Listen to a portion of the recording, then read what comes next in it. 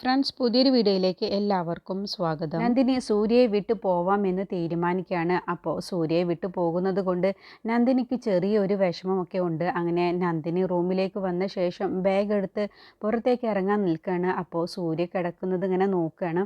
എന്നിട്ട് സൂര്യയുടെ കാലിൽ തൊട്ട് വന്നിച്ച ശേഷമാണ് നന്ദിനി പോകുന്നത്. ആ സമയത്ത് സൂര്യ കെട്ടിയ താലി കഴുത്തിലുള്ളത് നന്ദിനി ഒന്ന് എടുത്ത് നോക്കുകയാണ്. എന്നിട്ട് കണ്ണിൽ രണ്ടിലും സൂര്യ കെട്ടിയ താലി ഒന്ന് വണങ്ങിയ ശേഷമാണ് സൂര്യയുടെ മുഖത്ത് നോക്കിയിട്ട്, ഒരിക്കലും ഞാൻ ഈ സാറിന് മറക്കില്ല, എനിക്കും എൻ്റെ കുടുംബത്തിനും ഉപകാരങ്ങളാണ് ചെയ്തു തന്നിട്ടുള്ളത് എന്നൊക്കെ മനസ്സിൽ ചിന്തിച്ചുകൊണ്ട് കണ്ണ് തുടച്ച ശേഷമാണ് നന്ദിനി ആ റൂമിൽ നിന്നും ഇറങ്ങുന്നത്. അപ്പോൾ നന്ദിനി ബാഗും എടുത്ത് താഴേക്ക് ഇറങ്ങി വരുന്നത് കാത്തും കൊണ്ട് സന്തോഷത്തിലാണ് പത്മയും വേദയും ഒക്കെ നിൽക്കുന്നത്, വിജയനൊക്കെ. അപ്പോൾ ഇന്ദ്രജയാണെങ്കിലും മനസ്സിൽ ചിന്തിക്കുന്നുണ്ട്, നന്ദിനി എങ്ങാനും ഈ വീട്ടിൽ നിന്നും പോയി കഴിഞ്ഞാൽ പിന്നെ അമ്മ ഒരു പണക്കാരി പെണ്ണിനെ ആവും ഇനി സൂര്യയെ കൊണ്ട് വിവാഹം കഴിക്കാൻ പോകുന്നത്. അതോടുകൂടി ഞങ്ങളുടെയൊക്കെ അവസ്ഥ ഇനി എന്താവും എന്നൊക്കെ ചിന്തിച്ചുകൊണ്ടാണ് ഇന്ദ്രജ നിൽക്കുന്നത്.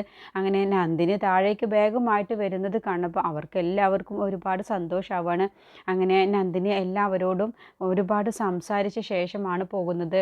ഞാൻ അറിഞ്ഞുകൊണ്ട് ഒരു തെറ്റും ചെയ്തിട്ടില്ല. നിങ്ങൾ ഈ വീട്ടിൽ ഞാൻ വന്ന് കയറിയ അന്നു മുതൽ എന്നെ ഓരോ തരത്തിലും കുറ്റപ്പെടുത്തുകയും മോഷ്ടിച്ചു എന്ന് പറഞ്ഞും അങ്ങനെ പലതരത്തിലും എന്നെ അപമാനിക്കുകയൊക്കെയാണ് നിങ്ങൾ ചെയ്തിട്ടുള്ളത്. പക്ഷേ ഞാൻ അറിഞ്ഞുകൊണ്ട് ഇന്ന് വരെയും ഈ വീട്ടിലുള്ളവ ആർക്കും തന്നെ ഞാൻ ഒരു ഉപദ്രവവും ചെയ്തിട്ടില്ല, ഒരു ദ്രോഹവും ചെയ്തിട്ടില്ല. നിങ്ങൾ ഈ പറയുന്നതൊന്നും ഞാൻ ചെയ്തിട്ടില്ല എന്നൊക്കെ കരഞ്ഞുകൊണ്ട് കണ്ണിൽ വെള്ളം നിറഞ്ഞുകൊണ്ടാണ് നന്ദിനി പറയുന്നത്. അങ്ങനെ രാജുവേട്ടനാണെങ്കിലോ നന്ദിനി പോകുന്നത് കാണുമ്പോൾ വല്ലാത്ത വിഷമത്തിലാണ്. രാജുവേട്ടൻ കരഞ്ഞുകൊണ്ടാണ് നിൽക്കുന്നത്. അപ്പോഴത്തേക്കും യതീന്ദ്രൻ താഴേക്ക് വരികയാണ്. എന്നിട്ട് യതീന്ദ്രൻ പറയണ, നന്ദിനി നീ എന്താണ് ഈ കാണിക്കുന്നത്? സൂര്യ കള്ള് കുടിച്ചുകൊണ്ടാവും ഇങ്ങനെയൊക്കെ പറഞ്ഞിട്ടുണ്ടാവും, അല്ലാതെ സൂര്യ ഒരിക്കലും അങ്ങനെ പറയില്ല എന്ന് പറയുമ്പോൾ, അല്ല സൂര്യ സാറ് കള്ള് കുടിച്ചിട്ടുണ്ടായിരുന്നു, അത് ശരിയാണ്. പക്ഷേ സൂര്യ സാറ് നല്ല തെളിവോടെയും ബോധത്തോടെയും കൂടി സംസാരിച്ചത് എന്നോട് ഇനി ഈ വീട്ടിൽ നിൽക്കണ്ട, ഇനി പോയിക്കോ എന്നുള്ളത് സന്തോഷത്തിൽ തന്നെയാണ്, അല്ലാതെ ഞങ്ങൾ വഴക്കുണ്ടാക്കിയിട്ടൊന്നുമല്ല എന്നെ ഇവിടെ നിന്ന് പോവാൻ വേണ്ടി പറഞ്ഞത്. എൻ്റെ ആഗ്രഹം പോലെ ഇനി നന്ദിനി നീ നിൻ്റെ വീട്ടിലുള്ളവരുടെ കൂടെ സന്തോഷത്തോടു കൂടി ജീവിച്ചോ എന്ന് പറഞ്ഞിട്ട് തന്നെയാണ് സൂര്യ സാറ് ഇന്നലെ രാത്രിയിൽ എന്നോട് പറഞ്ഞത്. അപ്പോഴൊക്കെ യതീന്ദ്രൻ പറയുന്നുണ്ട്, അതൊക്കെ സൂര്യ കള്ള് കുടിച്ചത് കൊണ്ട് പറഞ്ഞതാവും നന്ദിനി, നന്ദിനി സൂര്യയെ വിട്ടു പോവരുത് എന്നൊക്കെ യതീന്ദ്രൻ തടയുന്ന സമയത്ത് പത്മാങ്ങ് ദേഷ്യപ്പെടാണ്. നിങ്ങൾക്ക് എന്തിൻ്റെ കേടാണ്? അവൾ പോയിക്കോട്ടെ, അവൾ അവളുടെ ഇഷ്ടത്തിനല്ലേ പോകുന്നത്, അല്ലാതെ നമ്മളാരും അവളെ അടിച്ചിറക്കി വിടുന്നതൊന്നുമല്ലല്ലോ. പിന്നെ എന്തിനാണ് നിങ്ങൾ അവളെ ഇവിടെ പിടിച്ചു നിർത്താൻ നോക്കുന്നത്? അവൾ പോയിക്കോട്ടെ. നിങ്ങൾ കാരണമാണ് ഇത്രയും കാലം അവൾ ഇവിടെ നിൽക്കുന്നത് തന്നെ. ഇത്രയും കാലം അവൾ ഇതുപോലെ പലതവണയായിട്ട് പുറത്തു പോകാൻ വേണ്ടി നോക്കുന്ന സമയത്തൊക്കെ നിങ്ങൾ ഓരോ കാരണവും പറഞ്ഞ് നന്ദിനിയെ ഇവിടെ പിടിച്ചു നിർത്തുകയാണ് ചെയ്തത്.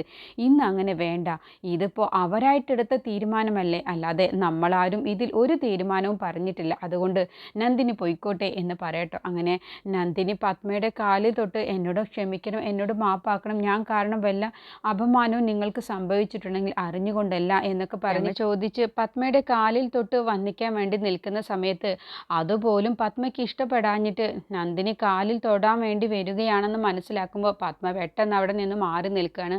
എന്നിട്ട് ഇന്ദ്രജയോട് പറയാണ്, പോവാൻ പറയും, ഇപ്പോൾ കുറേ നേരമായില്ലേ പോവുകയാണെന്നും പറഞ്ഞിട്ട് ഇനിയിപ്പോൾ കൂടുതൽ എന്ത് സംസാരിക്കാനാണ്, പോവാൻ പറയും എന്ന് പറയാണ്. അങ്ങനെ നന്ദിനി പോവുകയാണ്. ആ സമയത്താണ് പെട്ടെന്ന് ഇന്ദ്രജ പറയുന്നത്, അല്ല നന്ദിനി നീ ഒന്ന് അവിടെ നിന്നേ, നീ ഇപ്പോൾ ഇവിടെ നിന്ന് ഏതായാലും ഇറങ്ങി പോകാൻ തീരുമാനിച്ചതല്ലേ, പിന്നെ എന്തിനാണാവോ നിന്റെ കഴുത്തിൽ സൂര്യ കെട്ടിയ താലിയുള്ളത്, അതുകൊണ്ട് ആ താലി ഇങ്ങ് ഊരി തന്നിട്ട് പോയാൽ മതി എന്ന് പറയട്ടോ. അപ്പോൾ യതീന്ദ്രൻ ഇന്ദ്രജ എന്ന് പറഞ്ഞ് വിളിക്കുമ്പോൾ അച്ഛനൊന്ന് വെറുതെ ഇരിക്കുക, എന്തിനാണാവോ ഇനി സൂര്യ കെട്ടിയ താലി അവളുടെ കഴുത്തിലേക്ക്, കാരണം നാട്ടുകാരുടെ മുന്നിൽ ഇവളുടെ കഴുത്തിൽ ഈ താലി ഉണ്ടെങ്കിൽ സൂര്യയുടെ ഭാര്യ എന്ന് തന്നെയാണ് പറയുക, അതുകൊണ്ട് അത് വേണ്ട, സൂര്യ കെട്ടിയ താലി ഊതിയിട്ട് പോയാൽ നീ ഇവിടെ നിന്ന് പോവല്. ഇപ്പോൾ പത്മ പറയണേ, ഇല്ല അവളുടെ കഴുത്തിൽ താലി ഉണ്ട് എന്ന് കരുതിയിട്ട് ഒരു പ്രശ്നവുമില്ല, ആ കല്യാണം അതിന് ശരിക്കും ഒരു താലി കെട്ട് ഒരു കല്യാണം ഒന്നും അല്ലല്ലോ, അതുകൊണ്ട് അതിൻ്റെ പേരിലൊന്നും അവളെ ഇവിടെ നിർത്തണ്ട, അവൾ ആ താലി കൊണ്ടുപോയി എന്ന് കരുതിയിട്ട് ഒരു കുഴപ്പവുമില്ല, നീ വിട്ടേക്ക്, നീ അവളോട് പോവാൻ പറ, അതൊരു കല്യാണമായിട്ട് തന്നെ കൂട്ടിയിട്ടില്ല, പിന്നെ ഇല്ലേ ഇപ്പം താലി, അതുകൊണ്ട് നീ അവളോട് അധികം നേരം സംസാരിക്കാതെ പോവാൻ പറ എന്നൊക്കെ പറയട്ടോ. അങ്ങനെ ഇന്ദ്രജ വിട്ടുകൊടുക്കുന്നില്ല. അപ്പോൾ ഇന്ദ്രജ പറയണ, ആ അമ്മ ഒന്ന് വെറുതെ ഇരുന്നേ, അതൊന്നും പറഞ്ഞിട്ട് കാര്യമില്ല. അവളിപ്പോൾ ഏതായാലും ഇവിടെ നിന്ന് പോവാൻ തീരുമാനിച്ച സ്ഥിതിക്ക് സൂര്യ കെട്ടിയ താലി ഏതായാലും അവളുടെ കഴുത്തിൽ വേണ്ട, ആ താലി ഇങ്ങ് ഊരി തന്നേക്ക് എന്ന് പറയണം. അപ്പോൾ നന്ദിനി പറയണേ, ഞാനായിട്ട് ഈ താലി ഊരി തരുന്നില്ല, നിങ്ങൾ തന്നെ ഈ താലി ഊരിയെടുത്തോ എന്ന് പറഞ്ഞ് നന്ദിനി താലി കൊടുത്ത് കാണിച്ചു കൊടുക്കുകയാണ്. അപ്പോഴേക്കും യതീന്ദ്രൻ സൂര്യയുടെ അടുത്തേക്ക് ചെന്നിട്ട് നന്ദിനി പോകുന്നതിനെ കുറിച്ച് പറഞ്ഞിട്ടുണ്ടാവും.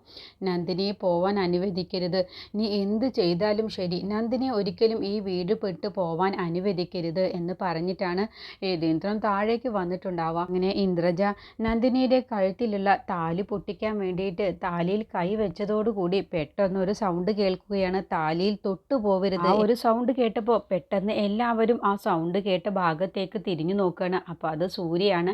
അങ്ങനെ സൂര്യയെ കണ്ടപ്പോൾ അവരെല്ലാവരും അങ്ങനെ അതിശയിച്ചു പോവാട്ടോ. എന്നിട്ട് സൂര്യ പറയണ, ആ താലിയിൽ തൊട്ടു പോവരുത്, ആ താലിയിൽ തൊട്ടാൽ തൊട്ടവരുടെ കൈ ഞാൻ വെട്ടിയെടുക്കും. ഈ താലി തൊടാൻ നിങ്ങൾക്കൊക്കെ എന്ത് അധികാരവും അവകാശവുമാണുള്ളത്? ഇത് ഞാൻ കെട്ടിയ താലിയാണ്, ഞാനാണ് നന്ദിനിയുടെ കഴുത്തിൽ ഈ താലി കെട്ടിയത്, അതുകൊണ്ട് നിങ്ങൾക്ക് ആർക്കും ഇത് തൊടാനുള്ള ഒരു അവകാശവും അധികാരവുമില്ല. ആ താലിയിൽ തൊടാനുള്ള അധികാരവും അവകാശവും എനിക്ക് മാത്രമാണ് എന്നൊക്കെ പറയാണ്. അങ്ങനെ നന്ദിനിയുടെ അടുത്തേക്ക് സൂര്യ വരികയാണ്. നന്ദിനി, നീ എവിടേക്കാണ് ബാഗുമായിട്ട് പോകുന്നത്? എന്താ എന്നോടൊന്നും പറയാതെയാണല്ലോ പോകുന്നത് എന്ന് പറഞ്ഞപ്പോൾ നന്ദിനി തന്നെ അങ്ങ് അതിശയിച്ചു പോവാണ്. ഇതിപ്പോൾ എന്താ സൂര്യ സാർ ഇങ്ങനെ പറയുന്നത് എന്നുള്ള ഭാവത്തിലിട്ടോ. അപ്പോൾ നന്ദിനി പറയണേ, സൂര്യ സാറ് തന്നെയല്ലേ എന്നോട് ഇന്നലെ രാത്രി പറഞ്ഞത് എന്നോട് വീട്ടിലേക്ക് പോവാൻ, ഇവിടെ ഇനി നിൽക്കണ്ട എന്ന്.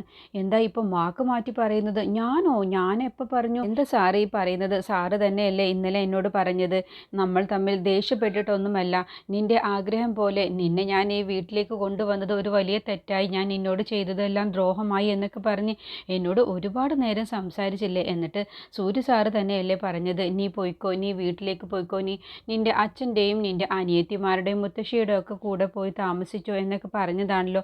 ഇപ്പം എന്താ സൂര്യ സാർ ഒന്നും പറയാത്തതുപോലെ പറയുന്നത്? അത് ഞാൻ കള്ള് കുടിച്ചുകൊണ്ട് ആ ഒരു ഇതിൽ പറഞ്ഞതായിരിക്കും, നീ അതിങ്ങനെ കാര്യമാക്കി എടുത്തോ? നീ എവിടേക്കും പോവണ്ട. എന്താ സാറ് ഈ പറയുന്നത്? സാർ എന്താ കളിക്കുകയാണോ? അത് ഞാൻ തമാശയ്ക്ക് പറഞ്ഞത്. സാറിന് എല്ലാം തമാശ. എൻ്റെ കഴുത്തിൽ ഒന്നും അറിയാത്ത എൻ്റെ കഴുത്തിൽ ഞാൻ അറിയാതെ എൻ്റെ സമ്മതമില്ലാതെ സാർ എൻ്റെ കഴുത്തിൽ താലി കെട്ടി, അതും സാറിന് തമാശ. സാറ് കാരണം എൻ്റെ ജീവിതമാണ് ഇല്ലാതായത്, സാറ് കാരണം എൻ്റെ ജീവിതവും എൻ്റെ കുടുംബവും എന്തെല്ലാം ബുദ്ധിമുട്ടാണ് അനുഭവിക്കുന്നത്. സാറിനോട് എന്തെങ്കിലും ചോദിച്ചാൽ അമ്മയെ വെറുപ്പിക്കാൻ വേണ്ടിയിട്ടാണെന്ന് പറയും. സാറിന് എല്ലാം തമാശയും കളിയും, പക്ഷേ മറ്റുള്ളവരുടെ ജീവിതം വെച്ചാണ് സാറ് ഇങ്ങനെയൊക്കെ കാണിക്കുന്നത് എന്ന് പറഞ്ഞ് നന്ദിനി ഒരുപാട് സൂര്യയെ പറയട്ടോ. സൂര്യ സാറിനോട് ഇതുവരെയും ഞാനൊന്നും സംസാരിച്ചിട്ടുമില്ല, എതിർത്ത് പറഞ്ഞിട്ടുമില്ല, പക്ഷേ ഇത് കുറച്ച് കൂടുതലാണ് എന്ന് പറഞ്ഞുകൊണ്ട് നന്ദിനി കരഞ്ഞുകൊണ്ട് സൂര്യയുടെ നേരെ അങ്ങ് പൊട്ടിത്തെറിച്ചുകൊണ്ട് സംസാരിക്കുകയാണ് കേട്ടോ. അങ്ങനെ നന്ദിനിയുടെ ആ സംസാരം കേട്ടപ്പോൾ സൂര്യ തന്നെ അങ്ങ് അതിശയിച്ചു പോവാണ്. അവസാനം സൂര്യ പറയാണ്, ശരി നന്ദിനി, എന്നാൽ നീ പോയിക്കോ, ഇനി ഞാൻ മരിച്ചാൽ പോലും നീ ഇവിടേക്ക് വന്നു നോക്കരുത് എന്ന് പറഞ്ഞുകൊണ്ട് സൂര്യ വിഷമത്തോട് കൂടിയിട്ടാണ് അകത്തേക്ക് പോകുന്നത്. അപ്പോൾ യതീന്ദ്രൻ പറയണേ, മോളെ ഞാൻ പറഞ്ഞില്ലേ സൂര്യ കള്ളിൻ്റെ പുറത്താണ് ഇന്നലെ നിന്നോട് ഇങ്ങനെയൊക്കെ സംസാരിച്ചത് എന്ന്, എന്നിട്ട് മോള് അതിൻ്റെ പേരിൽ ഇപ്പോൾ ഈ വീട് വിട്ട് പോകാൻ നിൽക്കുകയാണോ എന്ന് പറയുമ്പോൾ പത്മ പറയണേ, നിങ്ങൾക്ക് എന്താ എത്ര പറഞ്ഞാലും മനസ്സിലാവില്ലേ? അവൾ പോയിക്കോട്ടെ, അവൾ എന്തിനാണ് ഇവിടെ നിൽക്കുന്നത്? ആ ഒരു ശല്യം ഒഴിഞ്ഞു കിട്ടാൻ വേണ്ടിയിട്ടാണ് ഞാൻ ഇത്രയും ദിവസം കാത്തു നിന്നത്. ഇതിപ്പോൾ അവളായിട്ടെടുത്ത തീരുമാനമല്ലേ, ഇനി നിങ്ങൾ തടസ്സം പറയണ്ട എന്ന് പത്മ പൊട്ടിത്തെറിച്ച് ദേഷ്യത്തിൽ പറയുകയാണ് കേട്ടോ. അങ്ങനെ നന്ദിനി അവിടെ നിന്നും ഇറങ്ങി പോവാൻ വേണ്ടി നിൽക്കുന്ന സമയത്താണ് പെട്ടെന്ന് മുകളിൽ നിന്നും സൂര്യയുടെ സംസാരം കേൾക്കുന്നത്. അപ്പോൾ ടെറസിൻ്റെ ആ ഭാഗത്ത് നിന്നാണ് സൂര്യ സംസാരിക്കുന്നത്. അപ്പോൾ എല്ലാവരും മുകളിലേക്ക് നോക്കുകയാണ് കേട്ടോ. എന്നിട്ട് സൂര്യ പറയണ, നന്ദിനി നീ പോയിക്കോ, നീ പോകുന്നതിൽ എനിക്കൊരു കുഴപ്പവുമില്ല, പക്ഷേ നന്ദിനി ഞാൻ മരിച്ചാൽ പോലും നീ ഇനി ഇവിടേക്ക് വന്നേക്കരുത് എന്ന് പറയട്ടോ. എന്നിട്ട് ഒരു കുപ്പി എടുത്തുകൊണ്ട് അതങ്ങ് പൊട്ടിക്കുകയാണ്. എന്നിട്ട് ആ കുപ്പിയിലെ ചില്ല് വെച്ച് സൂര്യയുടെ കൈ അങ്ങ് മുറിക്കുകയാണ് കേട്ടോ. എന്നിട്ട് ചോര ഇങ്ങനെ ഉറ്റി വീഴുകയാണ്.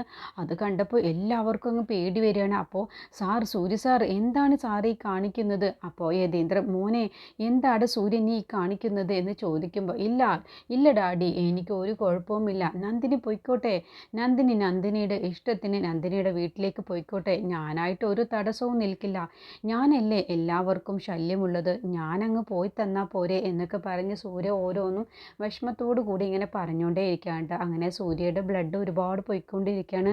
പെട്ടെന്ന് സൂര്യ അങ്ങ് ബോധം കെട്ട് താഴേക്ക് വീഴാൻ കേട്ടോ. അതോടുകൂടി എല്ലാവരും കൂടി മുകളിലേക്ക് ഓടി ചെല്ലാണ്, ടെറസിൻ്റെ ഭാഗത്തേക്ക് ഓടി ചെല്ലാണ്. അപ്പോഴേക്കും സൂര്യ ബോധം കെട്ട് നിലത്ത് വീണ് എടുക്കുകയാണ്. എന്നിട്ട് എല്ലാവരും വെപ്രാളം പിടിച്ചുകൊണ്ട് സൂര്യയ്ക്ക് എന്തെങ്കിലും പറ്റുമോ എന്നുള്ള പേടിയോട് കൂടി എല്ലാവരും കൂടി സൂര്യയെ ഹോസ്പിറ്റലിലേക്ക് കൊണ്ടുപോവാണ്.